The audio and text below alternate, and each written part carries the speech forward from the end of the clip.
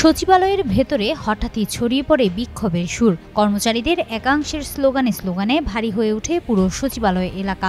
অর্থ বিভাগের সচিব মোহাম্মদ খায়রুজ্জামান মজুমদারের অপহরণ সহ ৩ দাবিতে বিক্ষোভ শুরু করেন তারা। রোববার বেলা 11:30টার দিকে সচিবালয়ে কর্মরত একদল কর্মচারী মিছিল নিয়ে বের হয়ে আসেন এবং জনপ্রশাসন মন্ত্রণালয়ের নতুন ভবনের নিচে গিয়ে অবস্থান নেন। তাদের দাবির মধ্যে রয়েছে কর্মচারীদের যৌক্তিক দাবি দেওয়ায় বাধা সৃষ্টি করার অভিযোগে অর্থ বিভাগের সচিব ও সংশ্লিষ্ট কয়েকজন কর্মকর্তার অপসারণ, আগামী নভেম্বরের মধ্যে বেতন কমিশন বাস্তবায়ন এবং 10তম থেকে 20তম গ্রেডের কর্মচারীদের পদের নাম পরিবর্তন। কর্মসূচিতে নেতৃত্ব দেন বাংলাদেশ সচিবালয় কর্মকর্তা কর্মচারী সংযুক্ত পরিষদের সভাপতি মোহাম্মদ বাদিউল কবির। বলেন তারা চায় তাদের যৌক্তিক দাবিগুলো পূরণ করা হোক। এর আগেও গত জুন মাসেও সচিবালয়ের ভেতরে টানা কয়েকদিন ধরে বিক্ষোভ করেছিলেন বিভিন্ন মন্ত্রণালয় ও বিভাগের কর্মচারীরা। পরে তাদের আন্দোলনের মুখে সরকার সরকারি চাকরি অধ্যাদেশ 2025 সংশোধন করে।